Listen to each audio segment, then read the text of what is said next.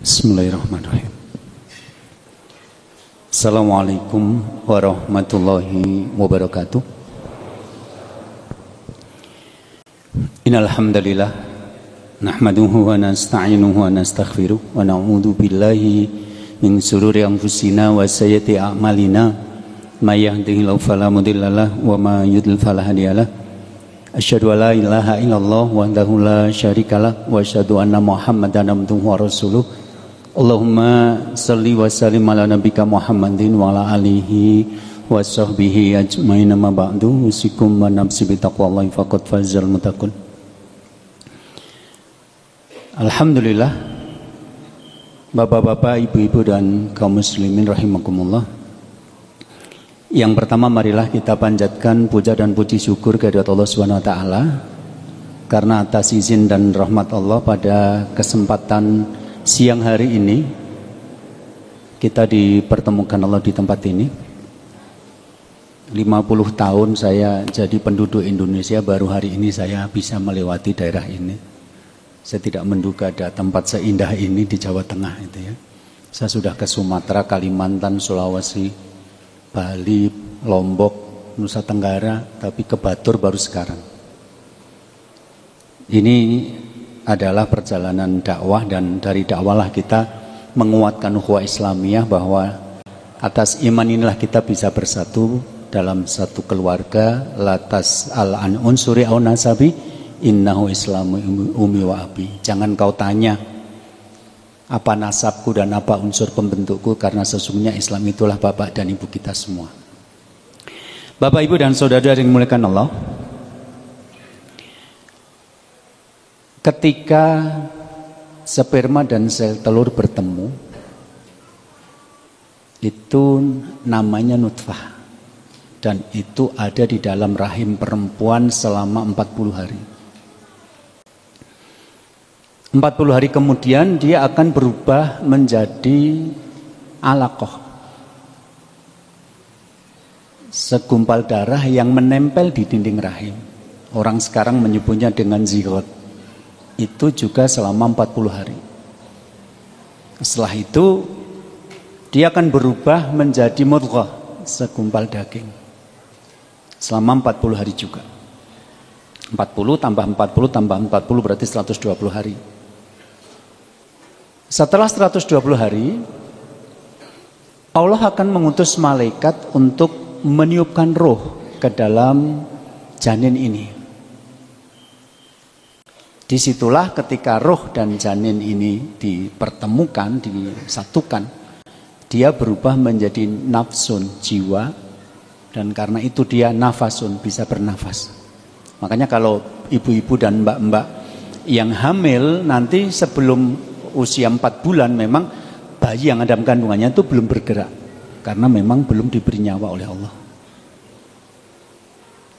Nah, pada saat malaikat meniupkan roh itu, salah satu yang ditulis oleh malaikat atas janin ini adalah berapa usia yang akan dia jalani dalam hidupan nanti. Maka begitu janin ini lahir ke dunia, maka terjadilah proses hitung mundur. Jadi hidup ini sebenarnya adalah proses hitung mundur. Misalnya itu ada jam masjid. Biasanya antara adzan sampai iqomah itu ada sejumlah menit yang dipilih oleh takmir masjid untuk memberikan jeda. Jadi antara adzan sampai iqomah nanti. Ambil kasus misalnya 15 menit. Maka begitu adzan itu berkumandang, langsung jam masjid itu akan tertulis angka 15.00, dan itu hanya 1 detik. 1 detik kemudian menjadi 14.59, 1 detik kemudian 1458, 1 detik kemudian 1457, terus berkurang sampai nanti 0001, kemudian 000, terus kemudian baru berkumandang iqomah. Itu namanya hitung mundur. 15 menit sudah dipilih, maka dikurangi 1 sampai selesai. Hidup kita seperti itu. Ambil contoh begini, misalnya ada bayi yang lahir di dunia ini, Allah memberi umur dia 1000 hari. Ini sebagai misal saja, 1000 hari. Begitu anak ini lahir, bapaknya langsung telepon sama kakek dari bayi ini. Mbah, cucunya udah lahir. Lu katanya masih minggu depan HPL-nya. Enggak, ini maju mbah. Sehingga hari ini tadi sudah lahir. Oh ya udah, besok saya sama Mbah Putih tak ke situ. Esok harinya ketika Mbah Kakung sama Mbah Putih ini datang menemui cucu mereka, sebenarnya bayi ini usianya tinggal 999 hari. Karena dia umurnya 1000 hari dan sudah lewat 1 hari kemarin. Nanti kalau bapak dari bayi ini mengadakan akekohan, pas akekohan itu bayi ini umurnya adalah 94 hari. Karena yang 6 hari sudah lewat. Akekohan diselenggarakan pada hari ke-7. Jadi setiap hari yang kita lewati berarti 1 hari mengurangi jatah kita hidup di dunia. Jadi kalau Anda ketemu dengan seseorang kemudian Anda tanya, umurmu piro? Selawe tahun. Itu artinya adalah 25 tahun dihitung dari dia lahir. Hakikatnya adalah hidupnya sudah berkurang 25 tahun. Jadi kalau nanti umur orang ini 26 tahun, sebenarnya tinggal 1 tahun lagi dia. Maka Imam Hasan Basri mengatakan, Ibna Adam innama antal ayyam kulama dhahaba yaumun dhahaba ba'du. Wahai manusia, sesungguhnya kamu adalah kumpulan hari-hari yang setiap 1 hari berlalu maka berkuranglah dirimu. Nah, kita nggak pernah tahu. Yang masih tersisa dalam hidup kita masih berapa hari lagi, kita tidak tahu. Dan tidak selalu yang lebih tua akan lebih dulu daripada yang muda, tidak. Berapa banyak kakek nenek yang menghantarkan kematian cucu mereka. Jadi hidup ini aslinya adalah hitung mundur 1 hari, 1 hari, 1 hari, 1 hari. Nah, karena kita tidak tahu kapan berhentinya, kapan selesainya hitungan kita masing-masing, maka berhati-hatilah dalam penambahan umur tapi pengurangan jatah hidup. Jadi umur kita bertambah karena dihitung dari lahir, tapi jatah hidup kita berkurang karena sebelum lahir sudah ditentukan. Nah, pertanyaannya adalah, apa yang harus Anda lakukan selama proses menjalani hari-hari sampai berakhir nanti itu? Allah berfirman, "Fatazawwadu fa inna khairaz zadi taqwa." Carilah bekal dan sebaik-baik bekal adalah takwa. Jadi yang kita jalani dalam hari-hari yang bertambah, dihitung dari lahir tapi berkurang, dihitung dari jatah hidup, itu adalah mengumpulkan takwa sebanyak-banyaknya. Pertanyaan berikutnya adalah, bagaimana cara mengumpulkan takwa itu? Kalau sudah terkumpul, naruhnya di mana? Kita sering dengar kalimat ini, ya, sak becik-becik sangu kuwi takwa. Golek sangu sak becik-becik sangu takwa. Ning carane goleki sangu takwa itu piye carane? Bagaimana coba? Anda pernah dengar ayat ini?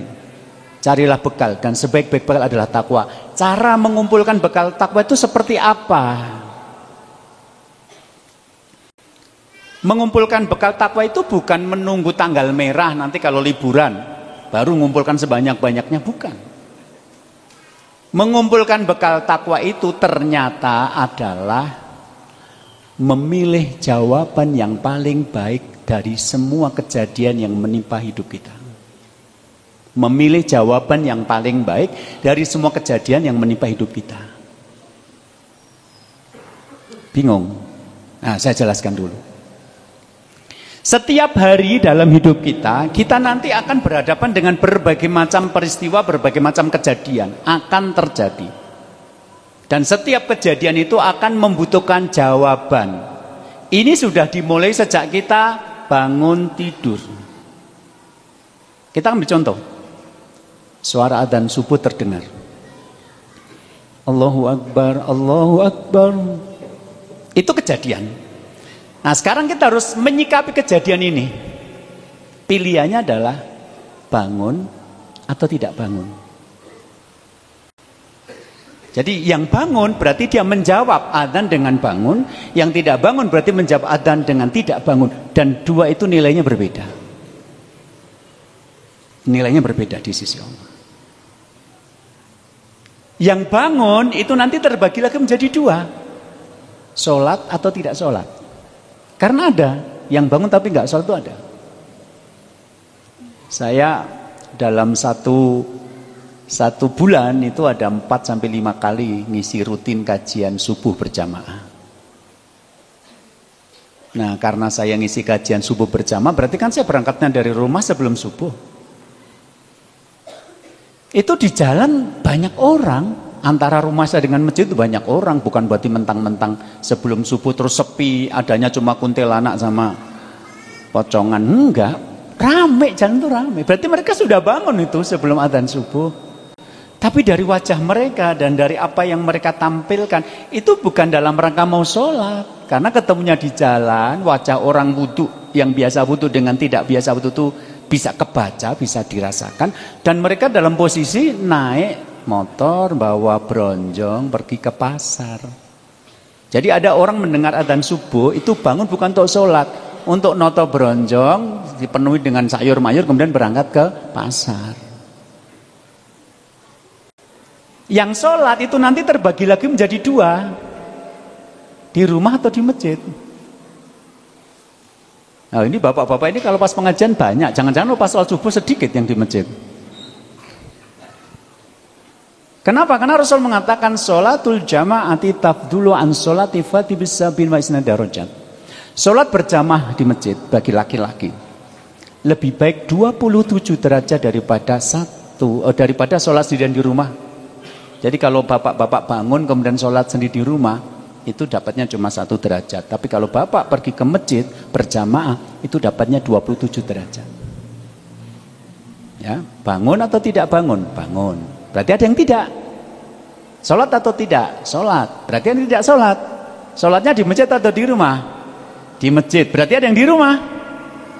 Nah di masjid itu takbiratul ihram bersama imam. Jadi waktu imam Allahu Akbar dia sudah di masjid, atau makmum masbuk sampai di masjid sudah ketinggalan 1 rakaat, atau malah sholat sendiri karena sampai di masjid ternyata sudah selesai. Oke, yang takbiratul ihram bersama imam. Takbiratul bersama imam nanti masih dibagi lagi, yang sop pertama atau sop kedua atau sop ketiga. Karena beda sop beda pahala. Yang paling depan itu yang paling baik. Syukur di belakang imam, jadi imamnya nanti batal bisa ganti. Nah yang di belakang imam sop pertama itu masih terbagi lagi lagi. Sholatnya sendiri atau bawa anak. Kan ada tuh bapak-bapak yang rajin sholat ke masjid tapi anaknya tidur di rumah. Tapi ada bapak-bapak yang membawa anaknya ketika ke masjid, ayo tangis sholat. Kesel pak, tak gendong. Tapi ada bapak-bapak, salah ya digugah angel, ya wes aku sholat di yang masjid. Anaknya tidur di rumah. Ada nggak yang seperti itu? Ada nggak? Ketoknya ada dari wajah-wajah tertuduh ini, gitu ya. Gitu. Jadi yang paling tinggi nilainya adalah yang bangun berangkat ke masjid untuk sholat berjamaah, sop pertama takbiratul ihram bersama imam dan membawa putranya. Ku anfusakum walikum naro tadi dibaca. Jadi yang tidak bangun nggak dapat takwa. Yang bangun tapi nggak sholat nggak dapat takwa. Yang sholat di rumah cuma dapat 1, yang di masjid ada 27. Jadi itu baru satu kejadian adzan subuh. Mana yang Anda lakukan? Berarti Anda telah memasukkan nilai takwa di situ. Beda yang Anda lakukan, beda derajatnya. Oke. Sekarang pulang dari masjid. Ada lagi kejadian yang harus Anda sikapi. Apa yang kamu lakukan ketika selesai sholat subuh? Banyak yang bisa dipilih. Maca Quran, maca koran, nonton bal-balan. Kan di TV siaran langsung belum selesai. Nah, tadi ke masjid juga gertu aja gitu. Nah, terus pas pengen nonton siaran bal-balan, imamnya rodok dawa sithik wacanane Quran, wis ora ikhlas wis toh gitu ya. Itu udah. Jadi maca Quran, nonton bal-balan, jalan-jalan, ngeteh di halaman, bantu istri nyiapkan sarapan, apa tidur lagi. Ayo, ada tahu yang tidur lagi tahu ngaku, ayo. Bapak nggak ngaku, ibu-ibu yang melaporkan. Suami saya Ustadz yang jenggotnya ketel itu yang habis sholat subuh tidur lagi. Jadi yang habis sholat subuh baca Quran tidak sama dengan yang habis sholat subuh baca Quran, tidak sama dengan yang jalan-jalan, tidak sama yang ngeteh di halaman sambil goda tetangga yang lewat, janda baru kemarin gitu. Nggak sama dengan yang baca Quran kemudian menyiapkan sarapan sama istri, nggak sama dengan yang tidur lagi, nggak sama. Mana yang Anda pilih? Monggo. Sekarang sudah siap, Anda mau ngantar anak ke sekolah. Kalau di Solo tempat saya itu biasanya kan naik mobil. Nah ada keluarga itu anaknya 3. Lah kok sekolahnya nggak sama? Yang satu di SD Arisalah, yang satu di SD Nur Hidayah, yang satu di SD Muhammadiyah. Nggak sama. Begitu anak-anak sudah masuk mobil, bapaknya mau berangkat nganter, itu menimbulkan persoalan lagi. Siapa yang paling dulu diantar sampai ke sekolah? Nggak bisa Anda ngomong ketika ditanya sama anak-anak, Pak nanti yang pertama kali diantar ke sekolah yang mana? Yo adimu sing paling cilik, kowe iki sing gede mbok ngalah. Nggak ada dalam Islam mendidik anak dengan konsep sing paling gede paling ngalah, itu nggak ada. Wong yang paling sulung atau mbarep itu ora njaluk dadi mbarep kok. Kon ngalah terus sih piye jal. Anda harus belajar dari surat Yusuf di dalam Al-Qur'an, di mana Yusuf itu sampai hampir dibunuh. Awalnya rencana pertama kali itu mau membunuh Yusuf, tapi nggak jadi, akhirnya dibuang. Itu yang melakukan mas-mase dewe tunggal pak kok. Bukan lain kecamatan, lain kabupaten, lain bangsa, bukan. Ini satu bapak kok. Cuma karena mereka mengatakan bapak itu mban sini mban silatan, lebih sayang kepada Yusuf daripada kita. Jadi Yusuf kita hilangkan, maka bapak akan sayang kepada kita. Itu mengajarkan kepada kita bahwa bagi bapak ibu yang punya anak lebih dari satu orang, hati-hati. Jangan sampai anak mengatakan Anda lebih sayang kepada salah satunya. Berarti harus pinter jawab, le adimu kuwi lagi mlebu sekolah. Dadi durung patek kenal karo kanca-kancane wong wingi lockdown. Nah adikmu ki modele celingus, kalau bahasa Solo celingus. Jadi ketemu orang itu nggak berani nyapa dulu, nggak pede, itu namanya celingus. Kalau di bahasa sana nggak tahu bahasa sini. Sesama Jawa kadang-kadang ya beda. Jadi adikmu diantar dulu ketika masih sepi, dia masuk ke kelas. Nanti kalau teman-temannya datang, dia sudah biasa, wong dia sudah di dalam kelas. Baru ngantar kamu. Kalau adikmu diantar belakangan, itu di halaman sekolah sudah banyak orang, dia nggak berani masuk, mentalnya belum siap. Jadi ngantar adikmu dulu ya. Nanti kalau kamu pas ujian, kamu yang tak antar lebih dulu. Tapi sekarang antar adikmu dulu. Nggak bisa jangan ngomong, sing gede ngalah, malah karo sing cilik. Lah wong aku ya ora tau njaluk dadi gede kok, Pak. Aku jane pengennya yuran terakhir, ngopo mbok lahir kayak sik dhewe mbok. Gitu ya. Jadi gitu. Itu beda jawaban, beda masalah yang nanti akan muncul, beda nilai di sisi Allah. Dah. Selesai ngantar anak-anak, sekarang Bapak naik mobil mau berangkat ke kantor. Di perempatan jalan belok kiri, kira-kira 100 meter ada orang di pinggir jalan ngelawe, pengen ikut mobilnya panjenengan. Setelah dekat ternyata adalah si Sri, mantan SD-nya dulu. Pertanyaannya, diunggahke apa ora? Dinotke atau tidak? Maneman. Satu arah kono wis dadi rondo mesake. Gitu loh. Meskipun mantan tapi judul lagune rasa itu masih ada. Akhirnya jenengan ngunggahke, begitu ngunggahke temen sebelah kanan jalan ternyata ada temen istri yang nonton itu, kemudian difoto cekrek. Dikirim WA yang ngene istri Anda yang sedang nyuci baju di rumah. Dikasih racun sidik. Tuh kelakuane bojomu yang jaba tiba ketemu karo mantane, kayak racun rada akeh. Ojo-ojo wis janjian ceng. Anda naik mobil ngobrol sama mantan, istri Anda di rumah jengkel, nanti seminggu tidak dikasih teh anget. Sholat subuhnya udah benar, tapi kalau sikap kepada mantan nggak benar, itu bisa membuat rumah tangga jadi kacau loh. Jadi hidup itu pilihannya harus benar terus, karena sekali nggak benar, bubar. Itu ada loh Pak di Solo kemarin, ya, depannya ada mobil yang lain. Terus karena sudah lampunya berwarna hijau, ini mobil kan nggak jalan-jalan, maka dia ngelakson dengan keras, maunya suruh berangkat, sepet dong sudah warna hijau. Bayangan dia nggak apa-apa begitu, tapi yang terjadi apa? Mobil depan malah nggak berangkat, penumpangnya, sopirnya malah keluar dari mobil, kemudian marah-marah sama yang ngunu tadi. Jadi masalah baru.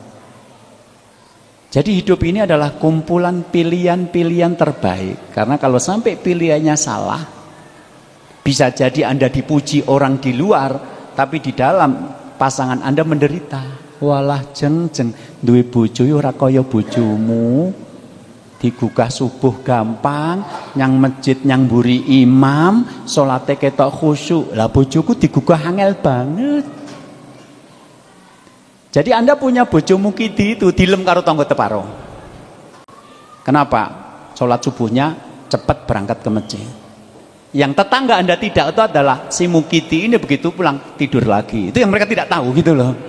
Jadi Anda dilem di bojo ora kaya Mas mukidi galau nek sholat sergap ati batin jenengan PN. Saya sudah bosan punya suami seperti itu, habis sholat subuh tidur nggak beraktivitas. Bangun-bangun sudah sore, apalagi seperti ini loh, ini jam 12 siang ya, setengah 2 itu kalau di Solo itu kan jam-jam sedang panas-panasnya. Ini sini sudah kayak maghrib kok. Suasana menjelang maghrib nih kalau di Solo. Jadi mengumpulkan takwa itu tadi menyikapi peristiwa, milih yang bernilai takwa di situ. Setelah meyakinkan nilai takwa, cari yang paling baik. Tadi sholat di rumah, oke, enggak apa-apa daripada tidak sholat. Tapi kalau mau milih yang sholat ke masjid berjamaah tentu akan lebih baik, yang sop pertama tentu akan lebih baik gitu loh. Jadi mencari nilai takwa itu dengan cara mencari pilihan-pilihan jawaban atas peristiwa yang terjadi itu. Kalau nanti pilihannya benar, maka yang muncul satu nilai takwa.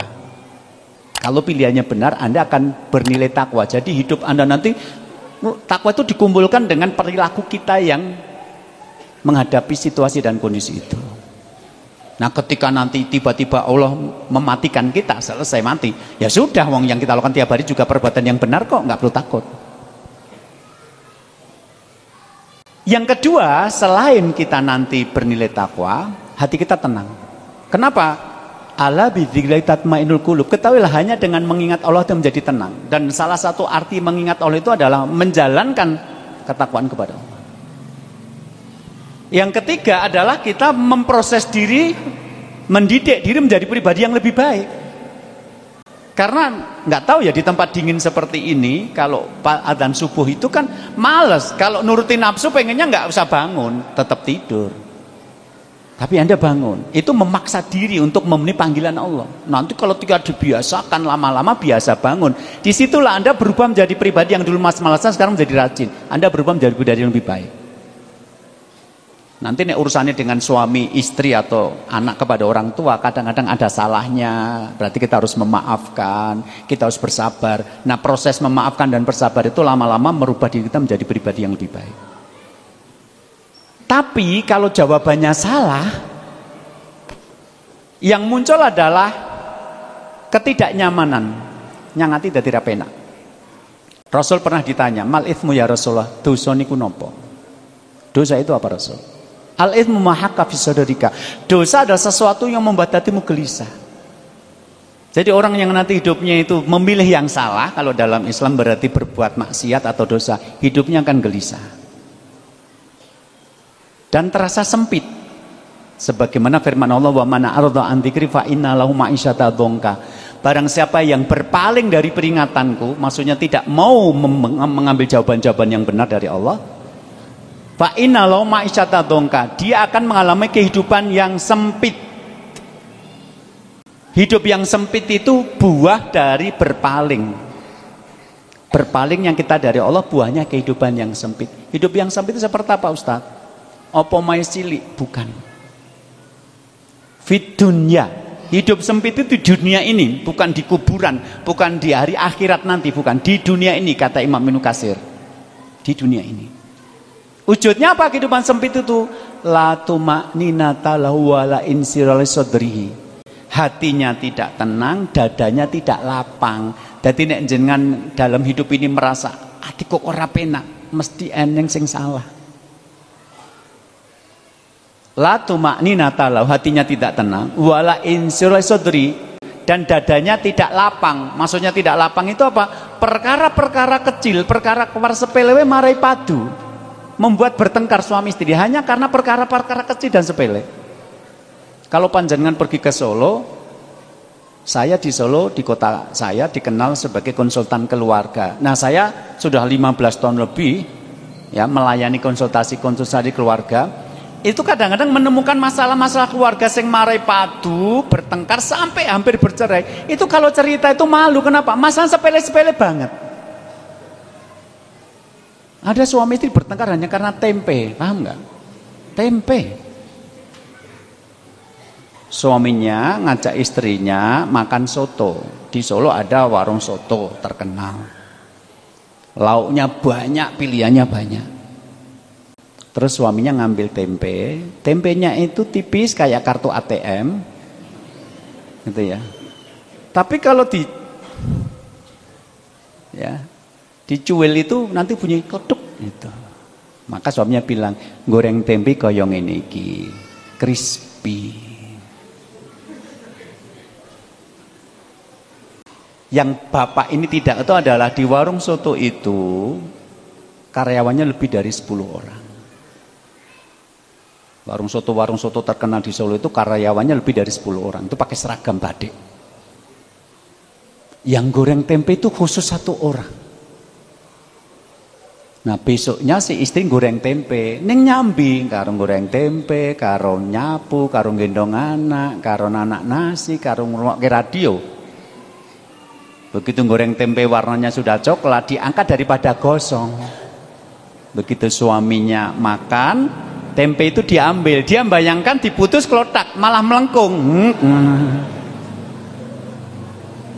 Diselehke. Dikandani goreng tempe ki mbok sing crispy ora kaya ngene iki, langsung tidak dimakan, pergi dari rumah jajan sendiri. Walah mukidi pancen kowe tempe gitu ya. Artinya apa? Mosok masalah kayak gini mari bertengkar, membuat pertengkaran, dan itu betul terjadi.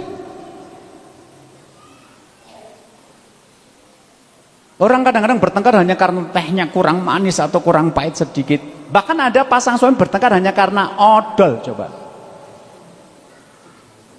Jadi yang istrinya itu membiasakan kalau pakai odol pasta gigi itu diurutkan dari bawah, seret. Jadi nanti sampai habis itu rapi, habis semua. Sementara suaminya kalau pakai odol itu asal pencet aja. Podo sama orang sini. Maka begitu bapaknya sudah selesai mandi, istrinya masuk kamar mandi, bengak-bengok, "Mas, dikandani nek nganggo odol ki mbok urut kok ngisor ora teng pecot-pecot yo ngene." Istrinya tersinggung karena bentuknya jadi enggak rapi kayak badan dia gitu loh. Langsung marah, mbok diarani, sing lenang santai ngomong, "Yang penting lah gosok gigi." Ngono jawabane gitu loh. Akhirnya jadi bertengkar. Itu namanya apa? Ma'isyata atau nggak hidup yang sempit seperti itu. Masalah sepele-sepele marai padu. Coba. Jadi ini tidak ada urusan dengan rumah yang besar, tidak. Ini urusannya ketika di dalam rumah tangga itu ada yang berbuat dosa dan maksiat, nanti tidak nyaman dijalani. Contoh gini aja, ada ibu yang anaknya masih kecil mau berangkat sekolah, kemudian disuruh segera pakai seragam, kok terlambat seragamnya nggak cepet, suruh makan kok mecer-mecer. Itu nek atine lagi sempit, itu dijiwit, karo diketok, nangis anake. Itu nek cara nalar, ya Allah kuwi anak-anakku dhewe lho. Tapi kok nglakoni kaya ngono, soalnya jengkel bapak rong dina ra mulih, lagi sing dijiwit ki sing rupane paring mirip bapake gitu loh. Gitu. Nanti begitu anaknya nangis, ibu ini ya nangis, aku ya nglakoni kaya ngono to. Ya karena hatimu sempit, hidupnya sempit, sehingga apa? Perkara seperti itu saja bisa membuat kamu jadi marah. Jadi hidup ini adalah bagaimana kita bisa memilih jawaban yang benar. Karena untuk memilih jawaban yang benar itu butuh ilmu, jangan asal jawab. Banyak orang tuh dalam hidup asal jawab. Saya ngajar di pesantren seminggu sekali. Saya pernah jengkel gara-gara ada santri menjawab pertanyaan saya, merasa benar tapi salah. Jawabannya apa? Saya tahu, Ustadz sudah tahu jawabannya. Gitu jawabannya. Jadi saya ngajarnya manajemen dakwah. Lah ada santri itu nulisnya begitu. Saya tanya, apa yang kamu ketahui tentang manajemen? Saya tahu, Ustadz sudah tahu jawabannya. Apa yang kamu tentang manajemen dakwah? Saya tahu, Ustadz sudah tahu jawabannya. Ya tahu wong, yang saya yang bikin soal, saya tahu jawabannya, saya ngasih nilai kok. Tapi bukan ini yang saya minta. Nek jawabannya seperti ini, 15 pertanyaan jawabannya cuma satu, dan sing bodoh ndi sing dipinter ndi ra iso mbedake, bodoh kabeh. Ada lagi yang jawabannya salah ning nganggo dalil, ngerti ora? Jengkel enggak sama orang jawabannya salah ning nganggo dalil? Dia bawa ayat, bawa hadis yang salah. Jawabannya begini, barang siapa menyusahkan orang mukmin di dunia, Allah akan menyusahkannya di akhirat. Ngono coba. Ya Allah, aku ora nyusahke kowe Mukidi. Saya tuh ingin membantu orang tuamu yang sudah kerja di rumah, ngirim uang untuk bayar SPP sekolah, agar tahu kamu tuh belajar atau tidak di pondok. Makanya diuji, kamu paham nggak yang saya ajarkan? Kok malah dikasih dalil, barang siapa menyusahkan orang mukmin di dunia, Allah menyusahkan di akhirat. Jengkel kan saya?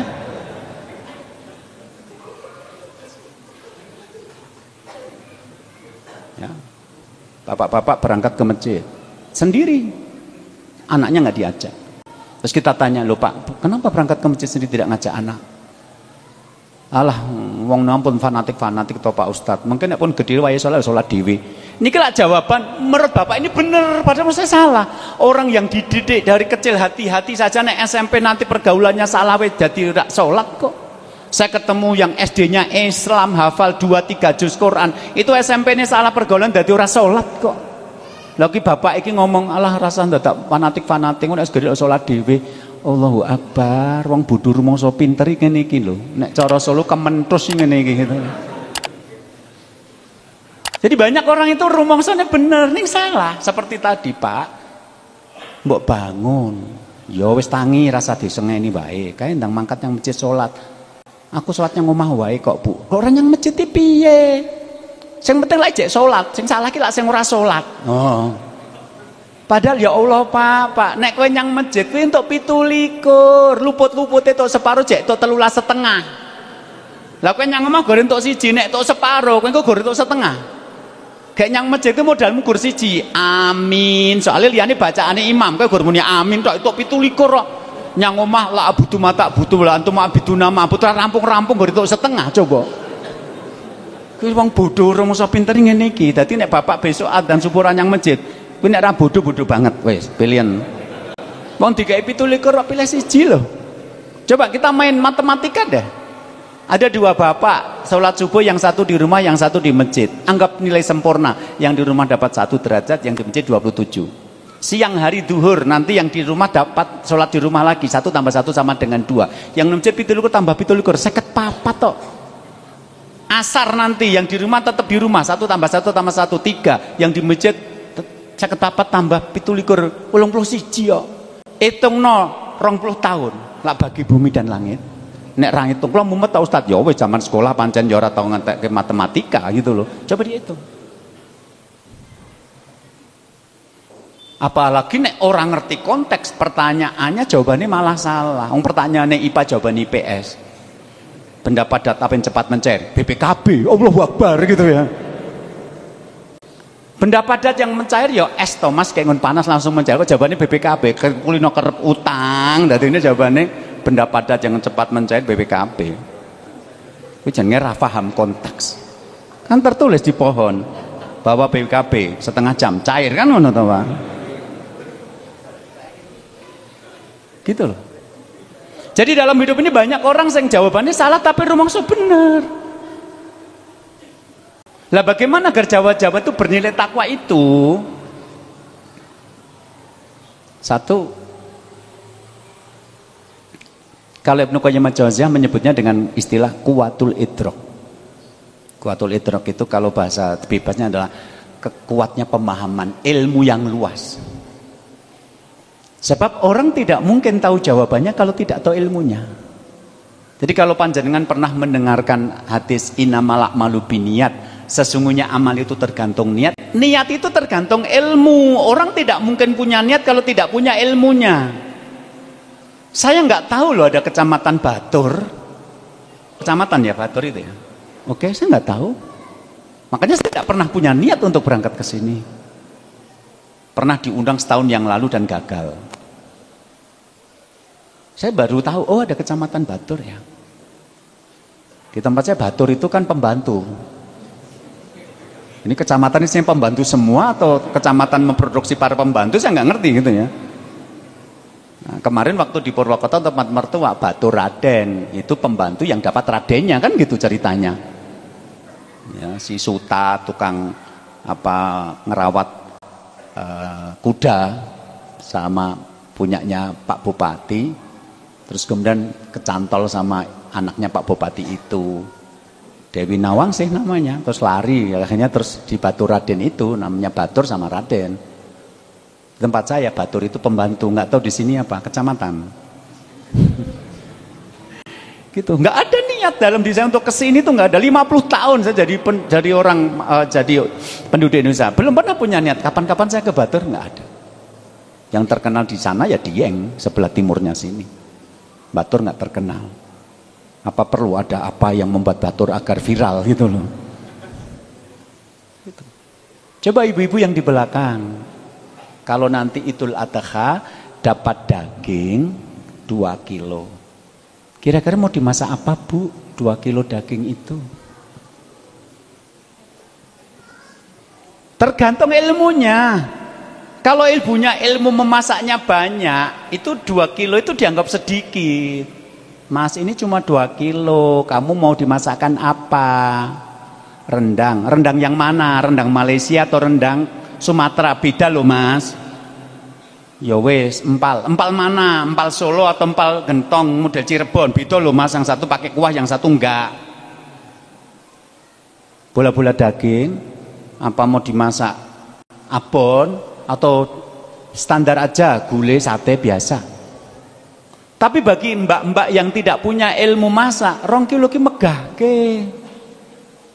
Akhirnya dibawa ke pasar, digiling jadi bakso semuanya. Suaminya disiksa, pagi bakso kuah, siang bakso bakar, sore bakso goreng. Ngono nganti entek gitu loh. Jadi sama-sama punya 2 kilo, berubah jadi apa? Tergantung ilmu jenengan. Jadi innamal a'malu binniyat, amal tergantung niat, tapi niat tergantung ilmu. Orang nggak punya ilmu nggak punya niat dong. Kemarin ada sepasang suami istri menemui saya, menikah saking cintanya sampai yang perempuan itu jadi mu'alaf. Jadi dulu dia non muslim, tapi karena cinta kepada laki-laki sekarang jadi mu'alaf, jadi muslim, kemudian mereka menikah. Secara logika rumah tangganya bahagia, wong sama-sama saling mencintai, tapi ternyata bermasalah. Oke, bermasalah. Datang ke tempat saya, yang laki-laki yang ngomong, Ustaz, rumah tangga saya bermasalah. Apa? Istri saya itu loh Ustaz, kalau sedang marah sama saya, itu bisa mendiamkan saya berhari-hari, berminggu-minggu. Jengkel saya, pulang ke rumah, mau ngajak ngomong sama istri, dia diam. Saya dekati, dia menghindar. Ustadz kan pernah menerangkan kalau ciri-ciri istri solehah itu kalau dipandang menyenangkan, kalau diperintah mentaati, kalau ditinggal pergi menjaga kehormatan diri. Istri saya ini nggak ada ciri-ciri solehahnya Ustadz. Kadang-kadang saya tuh malas mau pulang. Sampai di rumah nanti juga cemberut. Syukur cantik. Kalau nggak cantik cemberut, plus nggak cantik itu menakutkan, tahu nggak? Makanya ibu-ibu jangan cemberut aja kalau suami pulang, menakutkan. Siapa juga yang mau pulang ke rumah hantu? Saya tanya sama yang perempuan, Mbak, kenapa kamu mendiamkan suamimu? Lah kan suami saya bikin saya jengkel Ustadz. Karena saya jengkel maka saya diam daripada nanti saya ngomong dan salah. Nah, ini kan jawabannya wong bodoh ning rumangsa bener. Saya bilang, Mbak, kamu mau alaf, yang kamu pelajari jangan cuma baca Quran, jangan cuma sholat, kamu juga pelajari hukum-hukum syariat Islam. Kepada orang sesama muslim saja, itu kalau kita sedang marahan, tidak ngomong, itu batasnya cuma 3 hari, nggak boleh lebih. Kalau sama suami sendiri, sebaiknya malah jangan pernah mendiamkan. Kalaupun mendiamkan, ya 3 hari itu, habis itu ya sudah harus wawuhan. Masa sama suami sampai berminggu-minggu, berbulan-bulan, nek marah kok mendiamkan. Nah, karena dia tidak punya ilmu, dia merasa itu benar. Wong suami saya bikin jengkel, maka saya membalas dengan mendiamkan dia. Terus daripada nanti kalau saya marah malah ngomongan saya salah, mending saya diam.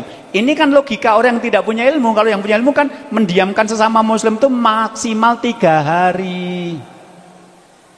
Terus saya ngomong sama yang suaminya, Mas, istri solehah jika dipandang menyenangkan, jika diperintah mentaati, jika ditinggal pergi menjaga kehormatan diri, itu adalah cita-cita. Jadi istri solehah cirinya seperti ini. Lah laki-laki kalau menikah, dia bertanggung jawab untuk merubah istrinya, mendidik istrinya agar menjadi solehah seperti ini. Nek memang tidak mau didik, golek yang sudah jadi lulusan pesantren. Lah pengennya solehah, golek yang pasar malam, ketemu pirang perkara. Daerah mudeng, nek sama suami harus menyenangkan, dipandang. Kalau diperintah mentaati, dek mudengnya karcis tong setan, regane piro gitu loh. Mulane cah nom-nom ki nek ora pengen ra iso didik bojo, rasa golek sing aneh-aneh, golek sing wong pengajian apa wong pesantren ngono wae. Udah nggak bisa didik istri, goleknya sembarangan. Perempuan jadi-jadian lagi gitu. Sama. Mas, kamu harus didik dia kan non muslim. Dari agama yang lama dia nggak punya ilmu seperti itu. Dari bapak ibunya dia nggak dapat contoh. Kamulah yang didik dia agar dipandang menyenangkan, diperintah mentaati, ditinggal pergi, menjaga hormat diri. Kamu yang bertugas begitu. Saya kasih tahu ya Mas. Jangankan yang mu'alaf, yang dulu non muslim, yang dari kecil lahir muslim, SD muslim, SMP muslim, SMA muslim, sekolahnya di sekolah-sekolah Muhammadiyah. Kuwi nek lagi jengkel karo bojone ra ngomong pirang-pirang dina kuwi ya eneng kok, wong ya mil pengajian saiki kok. Akeh kok lho, wajah-wajahnya kelihatan kok. Nek jengkel karo bojone ra ngomong pirang-pirang dina, ra entuk ngono kuwi, Mbok. Ndak boleh. Lah angel lho Ustaz. Lah nek angel wong ganjarane mlebu swarga, nek gampang hajarane tisu. Jadi memang berat menjalani rumah tangga sesuai syariat itu memang berat, tapi tadi itulah nilai takwa itu di situ. Jadi yang pertama adalah kuwatul idrok, ilmu yang luas, karena dengan ilmu yang luas pasokannya banyak. Jadi kalau orang Arab mengatakan al-insanu adu majahula, manusia itu menjadi musuh dari kebodohannya. Jadi kalau kita tidak tahu, kita tidak punya niat. Maka agar punya niat, punya ilmu yang banyak. Selain referensi tindakan, selain ilmu nanti bisa menyediakan pilihan aku kudu piye, ilmu yang banyak juga membuat Anda bisa menyusun peringkat. Tidak baik, kurang baik, baik, lebih baik, baik sekali, paling baik. 6 hal yang semuanya mengandung kata baik, tapi itu nggak sama. Tadi, yang pentingnya lah sholat karo tonggo ki rasa dadak niko-niko, rasa fanatik-fanatik sholat kudu yang masjid. Kan ini nggak ngerti hadis bahwa sholat berjamaah itu 27 derajat lebih baik dari bahasa sendirian, itu nggak ngerti dia.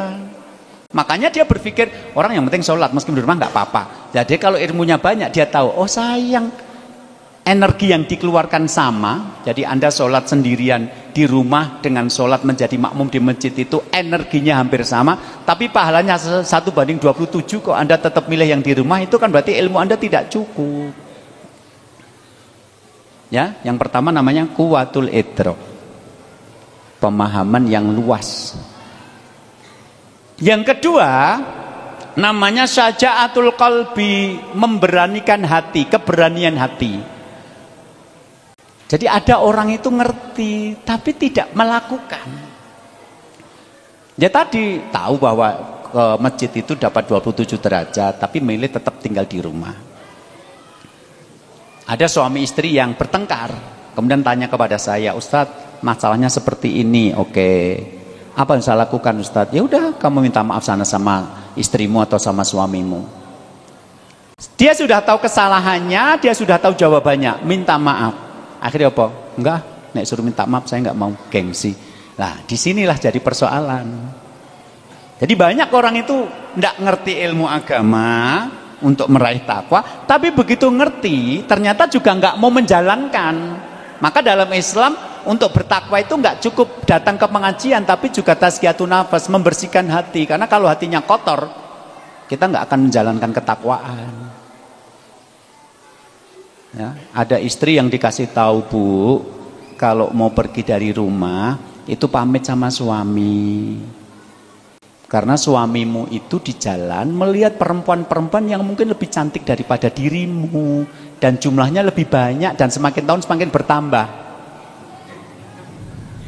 Ya kita pengajian 1 jam ini berapa banyak anak perempuan lahir di muka bumi. 20 tahun lagi mereka ya kinyis-kinyis gitu. Sementara ibu-ibu yang sekarang tambah tua 20 tahun gitu kan. Lah jadi di jalan itu bapak-bapak mungkin melihat perempuan cantik, Bu, mungkin. Nah di sini agak jarang memang adanya sayur mayur ya Bu ya gitu ya. Tapi kalau di kota Banjarnegara saja banyak gitu. Nah Rasul mengatakan idza absara ahadukum imra'atan tu'jibu falyati ahlahu.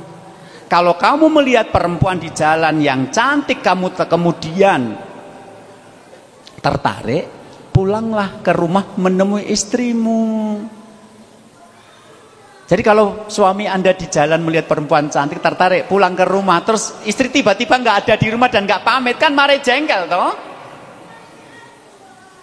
Wis ora pamit, rapate ayu nganyelke gitu ya. Gitu loh. Jadi kenapa harus pamit? Agar suami mengikuti ajaran Nabi. Kalau kamu melihat perempuan cantik, pulanglah ke rumah. Yang seperti yarudu mafi nafsihi, akan bisa meredam hasrat yang muncul dalam dirinya. Jadi kalau ibu mau pergi, pamit dulu ya, aku tak ke rumah bapak dulu ya, bapak tadi masuk angin mau ngeroki dulu. Ya, jadi nanti suami mau pulang tuh ngerti, jemput istrinya dulu di tempatnya bapak mertua gitu loh. Tapi nek tiba-tiba pergi nggak pamit, ki janinnya ngendi toh gitu loh. Nanti nek di rumah adanya adik ipar bisa jadi sama adik ipar, di rumah adanya pembantu bisa jadi sama pembantu. Karena laki-laki kalau sudah hasratnya naik itu nggak bisa berpikir jernih. Idza qamadza karu amiyatil basar. Kata Imam Syafi'i, jika laki-laki sudah ereksi matanya buta. Ibu-ibu yang tahu seperti itu, kisah eneng loh, sing metu kok ngomah ora pamit. Orang Batur ada nggak yang model-model begini, pergi nggak pamit, ngetu-ngetu yang Banjarnegara kono gitu loh. Soalnya apa? Aku pamit paling radento keok gitu loh. Lah nanti nek ada apa-apa di jalan, ada kecelakaan atau ada apa-apa, kan yang bertanggung jawab atas diri Anda kan suami Anda di hadapan Allah. Jadi gitu. Ada orang yang tahu tapi tidak menjalankan. Kenapa? Karena itu tadi hatinya tidak bersih. Karena itu dalam Islam untuk melahirkan takwa Anda harus punya ilmu yang cukup. Yang kedua Anda harus punya hati yang bersih. Yang ketiga Anda melibatkan pasangan atau keluarga. Ya. Coba Nabi mengatakan begini. Ya masyarus syabab, wahai para pemuda, manistato aminkumul ba'ah. Barang siapa di antara kalian yang sudah ba'ah itu adalah mampu secara seksual, falyatazawwaj, hendaklah dia menikah. Fa innahu, karena menikah itu aghadul lil basar, lebih bisa membuat mata tertunduk, wa ahsanul farji, dan lebih membuat kemaluan terjaga. Jadi Nabi mengatakan bahwa menikah itu bisa menolong seseorang yang tadi secara seksual sudah matang agar tidak sampai pada berzinaan, maka menikahlah, karena menikah bisa membuat mata lebih tertunduk dan kemaluan lebih terjaga. Fa'ilam yastati, barang siapa yang belum mampu di sini mampu secara ekonomi, fa'ali bisom, adalah dia berpuasa. Jadi menikah itu akhirnya bisa membantu ketakwaan kita. Maka Rasul mengatakan idza tazawwajal abdu faqad istakmala imana. Fa idza tazawwal abdu ya faqad istakmala iman. Jadi barang siapa yang menikah sungguh dia telah menyempurnakan separuh agamanya. Jadi nanti kan laki-laki dan perempuan itu kan berbeda. Laki-laki itu lebih logis, pakai akal. Perempuan itu lebih emosional, pakai perasaan. Jadi nanti kalau kita bersama dengan keluarga lebih bisa melahirkan takwa. Kenapa? Karena ada masalah-masalah dalam hidup yang butuh logika, ada masalah-masalah yang butuh perasaan. Nek butuh logika bapak yang maju, nek butuh perasaan ibu yang maju. Contoh gampang, wis ndak usah susah-susah. Punya anak umur 3 tahun, suruh makan susah. Apalagi ada sayur mayurnya. Anak-anak kecil biasanya susah, kalau makan buah, makan sayur itu susah. Ini masalah yang butuh perasaan. Jangan dikasihkan ke bapak, dikasihkan ke ibu. Nanti ibu sabar, le, ayo ora enak, radoyan. Nanti dikasih sendok, terus kemudian diambil sedikit. Nanti diperagakan kayak pesawat terbang. Katanya Banjarnegara mau ada pesawat ya, lapangan terbang. Apa namanya? Bandara ya. Oke. Nanti besok kalau ngundang saya, jemputnya di bandara. Masuk. Nanti lagi masuk. 1 jam habis. Tapi coba masalah dikasihkan bapak. Pak kayak lo anak murah gelemangan. Ayo dipangan. Radoyan. Radoyan piye yang Suriaki wong angel mangan, yang kene kari mangan angel men. Kowe iki jenenge kufur nikmat ketok ora? Anake nangis mlebu kamar tetep ora mangan, benci karo bapake. Masalah kayak gini loh, bapak dan ibu harus bekerja sama. Sebaliknya kalau membangunkan sholat subuh itu urusannya bapak, urusan logika bukan perasaan. Anaknya digugah, bangun, bangun, sudah subuh. Anaknya bilang capek bu, ibunya pakai perasaan, ya wis wong rong wajib, malahan. Tapi nih bapak, ayo bangun rak. Kesel pak, tak gendong. Jadi dalam hidup nanti kerjasama antara suami istri atau dalam konteks ini keluarga untuk meraih takwa lebih mudah. Makanya sampai Imam Ibnu Mas'ud sampai mengatakan begini. Laulam ya beko min ajali isra'atu illa asratul ayamin wa alamu ani amutu fi akhirnya yauman lifina tulunika lataz zabastu makhofatanil fitnah. Seandainya umurku tinggal 10 hari dan aku mati pada hari terakhirnya, jadi hidupku tinggal 9 hari lagi dan aku mati di hari terakhirnya, tetapi aku masih sempat untuk menikah meskipun 1 hari, maka aku akan menikah untuk menghindari fitnah. Jadi pernyataan Ibnu Mas'ud mengatakan bahwa menikah itu bisa membuat kita terhindar dari fitnah, dosa dan maksiat. Meskipun cuma 1 hari, bagaimana bertahun-tahun? Jadi kalau yang sudah cukup umur kok rung nikah-nikah, kalau bahasa Solo kekendelen. Sapa? Eneng tau mau sing rung nikah? Kendel tenan kowe kuwi. Itu. Ini pesan sponsor loh ya ini. Gitu loh. Jadi Ibnu Mas'ud sampai mengatakan seandainya umurku tinggal 10 hari setelah itu aku mati, tapi dalam 10 hari itu aku masih sempat menikah meskipun cuma 1 hari, aku akan menikah untuk menghindari fitnah. Jadi orang yang tidak menikah itu berat.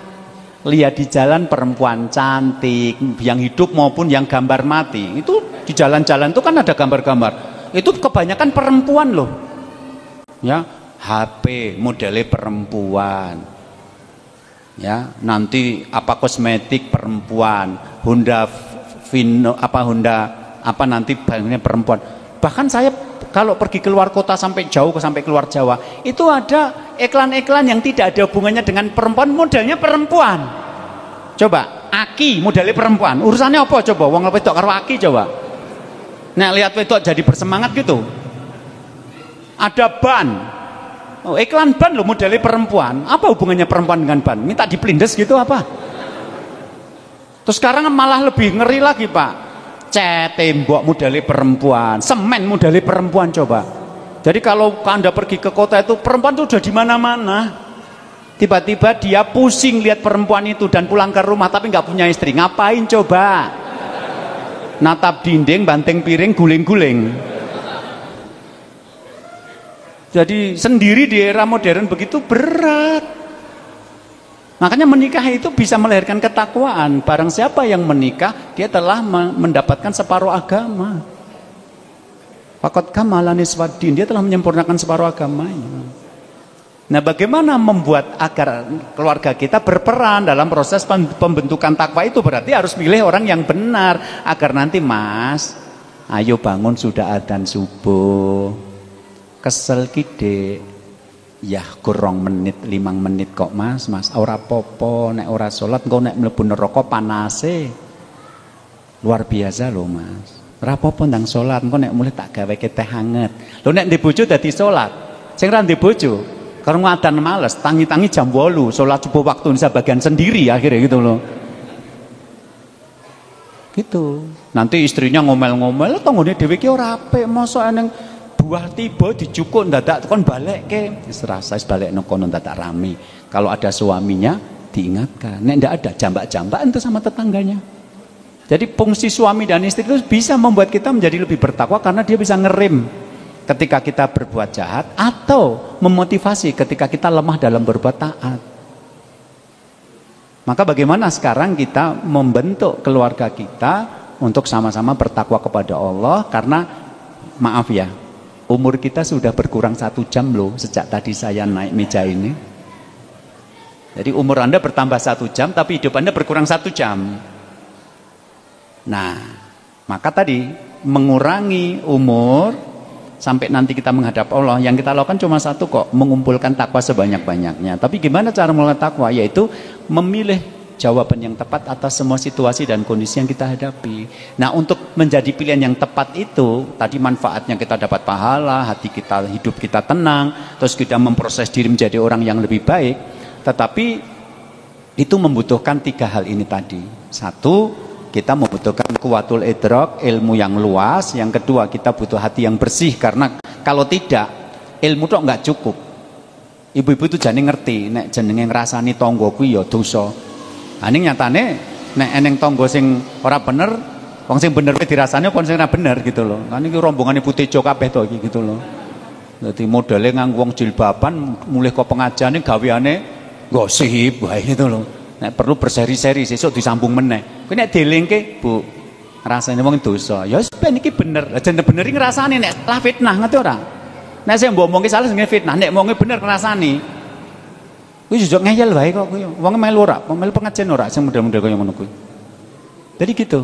Nah itu tazkiyatun nafs. Nah yang ketiga, kita butuh dukungan dari keluarga, karena keluarga jelas perpaduan antara laki-laki dan perempuan itu membuat kita lebih kuat dalam menghadapi masalah-masalah kehidupan. Insya Allah nanti pada maghrib dan pada subuh besok akan kita lanjutkan ini sampai nanti bagaimana keluarga bisa berakhir di surga bersama-sama sebagai cita-cita besar, karena dalam Islam menikah itu berhubungan dengan surga dan neraka. Ayat yang tadi dibacakan oleh Qori, ku anfusakum walikum naro, itu adalah ayat untuk keluarga. Jagalah diri dan keluargamu dari api neraka. Bapak Ibu yang dimuliakan Allah, ini yang bisa saya sampaikan dengan tema kita pada kali ini. Sudah 1 jam. Kalau mungkin ada pertanyaan yang masuk, saya persilahkan kepada pembawa acara. Mudah-mudahan apa yang saya sampaikan bisa difahami. Lebih kurangnya saya minta dimaafkan. Assalamualaikum warahmatullahi wabarakatuh. Jamaah sekalian, silakan yang ingin bertanya atau